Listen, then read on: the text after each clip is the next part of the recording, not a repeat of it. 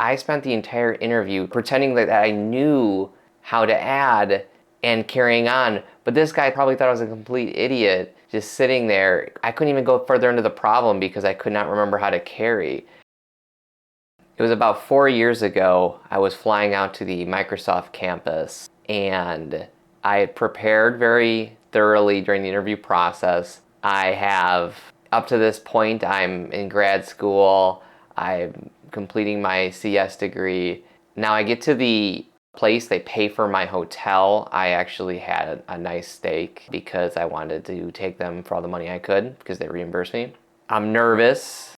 I was reading Cracking the Coding interview on the plane, trying my best to study last second. And I get to the campus. My first round interview is adding two numbers together that are two separate linked lists. And I have a 1 to carry, and I hadn't done addition in a while. I could not remember if it was a 1 or a 10 to add to the next number as I'm carrying. I walked out of that interview feeling just terrible. I think the first point is to be okay with failure. It takes a lot of time to get good at these things. It has to be automatic. An interview environment is not something that is natural. Someone isn't always looking over your head during your workday. Do this enough times so it becomes natural, or you're okay with feeling uncomfortable. But it's how you are okay with feeling uncomfortable. Now I want to separate this video into a couple sections. The first being the LeetCode portion. The general rule of thumb is to use a site like leetcode.com. I was aimlessly doing the questions and I found that I wasn't really learning anything and I had to keep checking the answers. So by the end of it, I just kind of felt discouraged. What I found that really helped me was something called LeetCode Patterns by SeanPrashad.com. Now the difference between this and LeetCode is this actually builds upon LeetCode. So if you've ever heard of the Blind 75, it's a list of data structures and algorithms questions that you should do if you are under a time crunch. Now this takes the Blind 75 and adds upon it. It's about 171 questions here. They are sorted by the pattern. They show you the pattern here and the difficulty. The idea is to go from top to bottom through these questions and spending about 30 minutes on each one. If after 30 minutes you can't solve the question, it is in your best interest to keep moving forward. So if I didn't understand how to do this question, I would go under the solution if it was here, or I would go under discuss and find an answer. Now, if you're at most companies, dynamic programming isn't really asked. You can ask your recruiter. A lot of them will be open and honest with you. Just ask, you can study this section. If not, I would just skip it. Now that if you've solved most of the questions, I would move over to the company that you're interviewing for.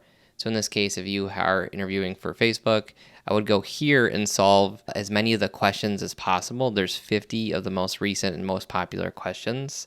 I would only move on to this part if you get to the on-site role. I would focus more in your weeks leading up to if you're doing a phone technical assessment or an online assessment. I would only focus on LeetCode patterns to save you time. If you are likely in your second or mid to senior level, you're going to be needing to do a systems design interview or an object-oriented design interview. So to prep for this, I've used the System Design Primer. If you go through it, this has pretty much everything that you need to know to pass the interview. So if you scroll through this, you'll have the index of the system design topics. It even has a list depending on what your timeline is. If you have a short timeline, a medium timeline, or a long timeline, these are the topics to study. During the interview process, I have notes next to my screen.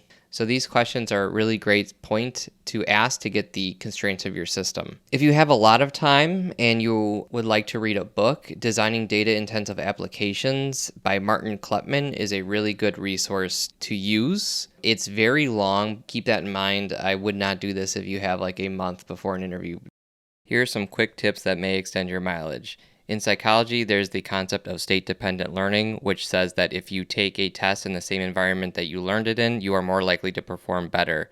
So if you've learned at your desk how to solve data structures and algorithms, it might be a good idea to take the interview from home at your desk. Science has repeatedly shown that exercise increases cognition, over the long term and in the short term period. Another suggestion would be to regularly work out, but also light exercise before an interview, like walking, might be a good idea to increase your cognition. Finally, it is a good idea to get ample sleep the night before your interview and the days leading up to the interview, and also while you're learning. So being in a state of sleep debt is not a good idea. If you liked this video, if you didn't, please give me feedback in the comments section. I love to hear the feedback. It makes me better. Thank you very much.